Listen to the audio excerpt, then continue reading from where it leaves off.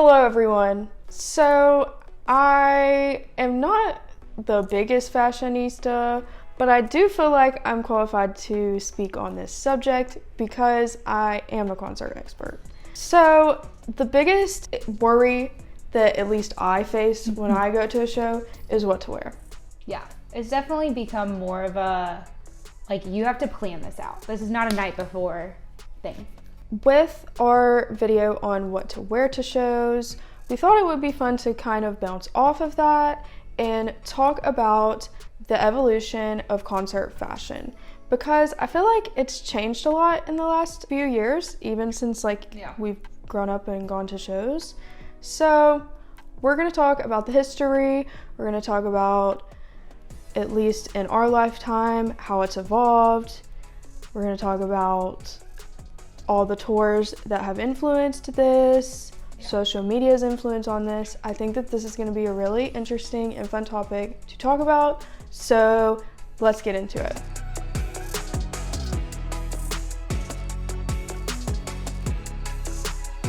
So first we're going to start off with thinking back on, okay, who were those first fans who really started cultivating like this fashion for their fandom?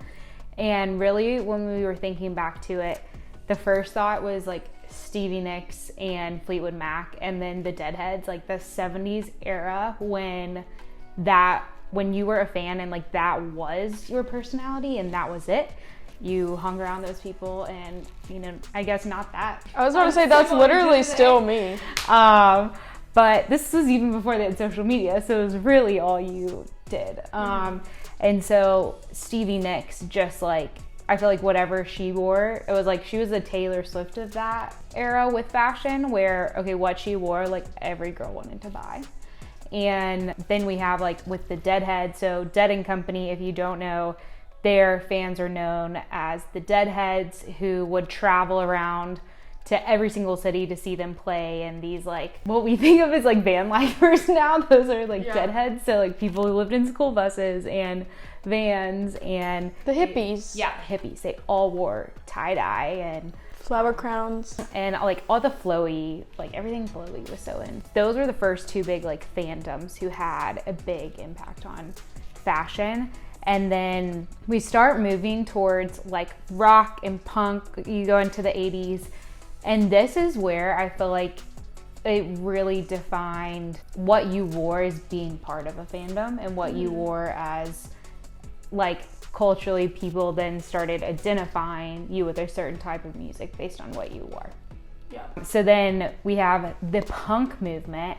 I wish I could remember the name of the shop. It was like a vintage, it wasn't all used clothes, but they would they were very selective on like what pieces they brought in, and it was like a boutique that actually became really well associated with the punk movement, and they were the ones who kind of helped curate the fashion for it. If someone knows what that was, drop in the chat. But that is when we had like spiky collars, the all black, the tights, like what you think is classic emo, like the emos in Mean Girls. like punk. Yes, pop punk. That was really where that started. And then we start moving into the 2000s, where I feel like it's when things get interesting. When, it's like the world's becoming smaller because we keep getting communication tools to start communicating with people more. So, the phone was invented, and then the internet just changed everything. And so then we move into the 2000s, and this is personally when I started attending concerts, was like early 2000s. Same. And that's when like t-shirts and merch were it. Like you wore jeans and you wore a mercher. Even if you couldn't afford to buy a mercher, it was one you made. And that wasn't necessarily like, oh, I made a shirt that looked like the shirt that they wore on this magazine. It was always a like one that you looked like you drew with a Sharpie, and and then we start getting into 2010, which is I think the biggest like change in concert fashion was because of Instagram. And this is when you started not only like showing your outfit to the people you went to the concert with, but to the entire universe of people who see you online. And so it became a thing of like, okay, not only do I have to look good in this moment, but I have to look good for 8 billion other people in the world to put on the internet. And so we started upping our fashion game and upping our I Heart JB t-shirts to more of a sophisticated style. Yeah, so as we move into the 2010s, I still feel like in the earlier years of the 2010s, so like I'm talking 2012, 2013, 2014, I feel like this is where we see, like, there wasn't necessarily like this unspoken dress code that we're gonna talk about in a minute that has kind of come along with shows, but I feel like there were like a lot of fashion type videos were becoming a lot of popular, like on YouTube. Oh my gosh, the day in my life, like YouTube was popular. It was like the era of like, get ready with me. This was the first time we really saw people being like, oh, well, like this is how I would style this. And you could like pull from this corner of the internet. And so we really saw this like rise in interest in fashion, I think in general, like not just for shows. Totally. But I also think like the rise of things like Polyvore and Wanelo, whatever it's called. If you were around and you were on there, you know what I'm talking about. And then like Pinterest, I think also like caused fandoms to start thinking about like fashion choices. And then we saw like preferences being made. So like what you'd wear on a date with your favorite artist, or like here's your outfit based on your favorite member of One Direction, like things like that. And then also with the rise of apps like this, you see like outfit mood boards and like aesthetics, you know, things like that. So we all lived through the pandemic. Like there's literally no one that didn't. We all know how it was. I don't need to sit here and explain that to you.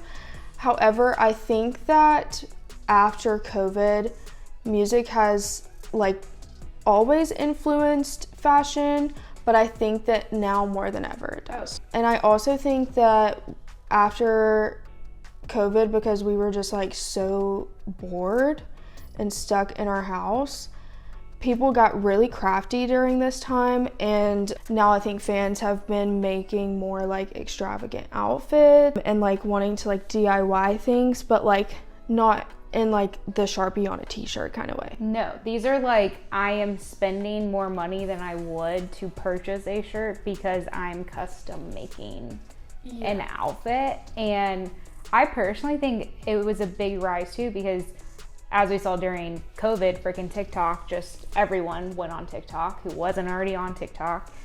And then people started posting these DIY videos. And so I think that was a big thing of like, okay, I'm gonna remake Harry Styles jeans with the HS, or like I'm gonna remake, you know, this of Taylor Swift. And now we see these extravagant outfits, and you see someone make that, I knew like they look like $1 million. I want to make that, but you don't think about the like 30 hours it's going to take to bejewel a bodysuit. And not only do we see more like custom pieces or like DIY type outfits, I also think that fans have always dressed to some type of theme, but I think that it's gone from like t-shirts and face painting to more like put together high-end looks. Oh, 100. Well, this even shows on like the Met Gala carpet. Like you're talking about, the quote is, people say the biggest fashion event of the year, and more than I think 50% of them I'd say are musicians. Yeah. So obviously musicians have a huge impact in the fashion world. I think that because of COVID, people started dressing up more because they know what it feels like to not have anywhere to go and dress up. So like, well, why wouldn't I just dress up because I can? Yeah, you want to look your best. Right. Know? And so I think that has all like, that definitely had like a major impact on people wanting somewhere to go to wear a fun outfit. And also, I think that people just had a lot of time on their hands to fall down a fashion rabbit hole. Oh yeah, well, and now I feel like you have so much time most of the time, unless people surprise us with one night onlys, you usually have at least a few months from when you bought your ticket to when the show happens, that you have all this time to plan, all this time to make whatever you want. And we have the internet full of now people who've taught us how to make the things that we want to make. So it's just, you have all the resources at your fingertips, and it becomes, I think, an extra part of fandom that's now like more talked about than ever, where yeah, okay, people still do like the actual costume type thing of like wearing the banana suit, or, you know, doing like a full outfit or a full costume. Like dressing as the artist. Yeah, dressing as the artist, dressing as like these inside jokes. But these like high-end outfits, it's a runway. I remember going on Love on Tour and I was like, this looks like Fashion Week. It was a runway. Yeah, and I think that this sort of flip especially became prominent after COVID. But I also think that it might be a generational thing as well. If you don't know, I'm Gen Z. SB is, I would consider Zillennial. I'm right on the edge. I'm the last year of millennial. So yeah, so I'm a Zillennial. So we kind of have like different perspectives in that way. But I also think that younger generations, especially Gen Z and now like with Gen Alpha coming up and being teenagers, they just like to be more experimental than other generations, I feel like, and are willing to push boundaries. Yeah. But also are just more obsessed with fashion in general. I think they're more obsessed with aesthetics, for better or for worse. With aesthetics, but also aesthetics translates heavily into fashion. Yeah. So I think that that is a major factor in this rise of like this concert dress code.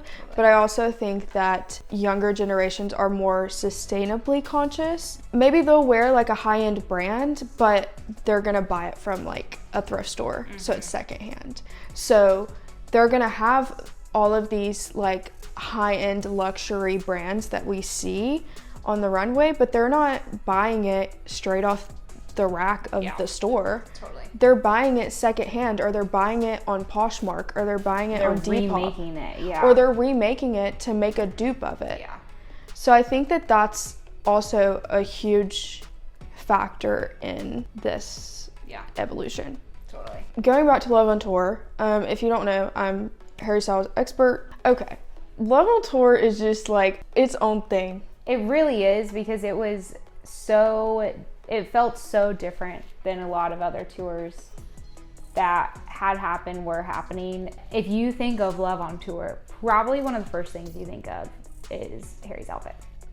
Yeah. Like, that was the most talked about thing, was what outfit is he wearing tonight? And I feel like a lot of artists, speaking to like major top 40 pop artists specifically, I feel like in the pop scene, we used to see, okay, I have my tour outfit. This is the 3 outfits I'm gonna wear for the entire tour. And I change before this song every night. And then that's what I wear the entire tour. Yeah. Well, I feel like as we've evolved, we see less and less of this. Like we were saying, Harry with Love on Tour, he has never worn the same outfit twice ever in his life on stage. Well, not ever in his life.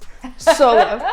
He's never solo. But that's Harry insane. Styles. When you think about how many shows he's performed in that many outfits, like, that is a lot of dang outfits. So I feel like this has sort of influenced fans, because now we have more to base our outfits off of. We see our favorite artists playing with fashion more. Naturally, you want to gravitate towards what your favorite artist wears, because there's a reason they're your favorite artist. Totally. And like, it's interesting because you look back in history and like, yes, this was happening within like the hippie era and they were wearing similar clothes to Stevie Nicks and whatever, but it all comes down to, when you're a fan of an artist, usually you and that artist share some of the same values. So naturally you're gonna already dress, you know, have certain things in common and dress somewhat similar.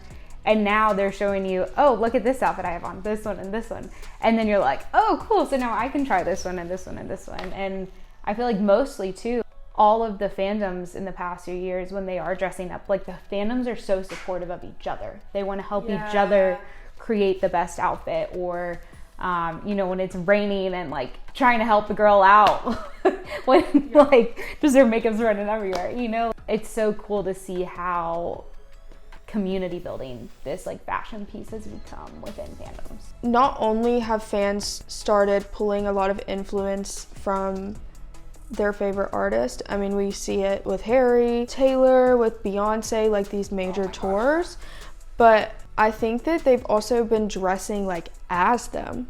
Like it's like this costume element that we were talking about earlier is like, well, my costume is that I'm Grammy's Harry, or I'm Fearless era Taylor Swift, especially with the Eras tour, But I think that we sort of see that more now. And I also just feel like artists in general are more playful with their fashion nowadays. And they're like very intentional about what they're wearing.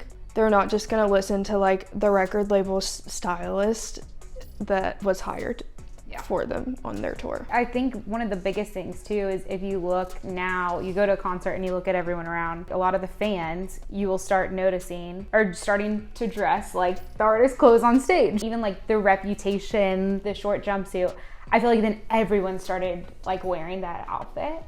And it's so cool to see just people have so much talent when they're making these costumes. And it's so much fun too, because you're getting to take part of your like artist favorite, like their personality, and like make it your own. And I think that's why the Eras tour was like so much fun for so many people, is because you felt like, oh, like which personality am I gonna be tonight? Like, am I gonna be Reputation or Speak Now? Or and I think too, like even if it's not like exactly the same outfit, I feel like this obsession that like younger generations has with aesthetics that we were talking about, it especially on like stan Twitter and like within stan culture has become this thing of like, oh my god, that is so Harry coded, or like that is so like Taylor Swift coded, or like Five Sauce coded, or whatever. And it's like things that like aren't necessarily something that the artist wore, but it's like it reminds you of them. Or like, oh, that looks like something that Harry Styles would wear, you know, that type of thing. It's basically like inside joke. But I also kind of feel like now there's almost, I wouldn't say it's like a con, but I would feel like some fans kind of feel pressure by this, that there's this unspoken dress code. So like for the Renaissance tour, and to be fair, Beyonce for the Renaissance tour was very clear and explicit about the dress code, which I that loved. It was silver. I think that's so fun. Genius idea. She, if you don't know, she literally told her fans, wear silver, and people brought it. They were dressing up like those Tin Man people you see, just like painted head to toe, silver paint, body paint, you know? Which is always like super fun when like the artist asks you to wear something. Like, what are you gonna say? No? Of course say not. No to Beyonce? Yeah, come on. I mean, even like Lady Gaga, I feel like, oh my gosh, yeah, she has always been very outrageous with her fashion, which like I don't know if I would consider it outrageous anymore, but like the meat dress of 2009, like come on. Like I feel like musicians have always made noise for thinking outside the box with fashion, but I think that now the fans have like more so than ever just accepted it and been like, oh, so you're doing that? Well, I'm gonna back you up and I'm gonna dress crazy too, whatever crazy is considered in mainstream media or whatever. But I think that it's really cool to see these unspoken dress codes, but at the same time can put a lot of pressure on a fan. Yeah, and I would say though, yes, I think people feel pressured to dress better. I will give you a great example. I went to Jonas Brothers Yankee Stadium. It was 2 nights they did. I went to both. First night, I have never been to a show that rained more. It was raining so hard that you could not see because your makeup was in your eyes. Like There was no covering at Yankee Stadium. We were on the floor. So I said, whatever the next night, and I wore athleisure. I wore leggings and a crop Under Armour top, and my sister wore one of those little like bodysuit things. It was so much fun. Like I think you have to learn, although it's so much fun to dress up, be comfortable. It is not worth like wearing 4-inch heels to have to take them off and worry about getting glass in your foot. Yeah. Like for a photo, just take the photo at home with the shoes and leave the shoes. Like change. Because it makes the concert so much more fun when you're comfortable and you can have fun like dancing and singing along. Even though there is like this unspoken dress code, like what are they gonna do, kick you out if you don't follow it? No. You know, like it's still like, I think even though this topic is like super interesting to talk about and dive into, you don't have to follow it. You can literally wear whatever you want. And I think that's the point of it. It's not necessarily a dress code as much as a guide. I think the main reason they started is because it was an excuse to have fun and show your personality through your outfit. So like at the end of the day, just be yourself and wear whatever you want. And that's the whole point of going to the show and dressing up, is because you feel comfortable and you feel confident in like what you're wearing. No matter what you wear, we promise that you'll have a good time. So thanks guys so much for watching. We hoped you learned a thing or two about the history of concert fashion. I know I definitely did. And I'm excited for all the fun outfits we're gonna come up with for this year's concerts and tours. So leave a comment below if you already have tickets to a show this year, or if you're already planning an outfit for the next show coming up. We wanna know about it. But until next time, we will see you soon. Bye. Guys.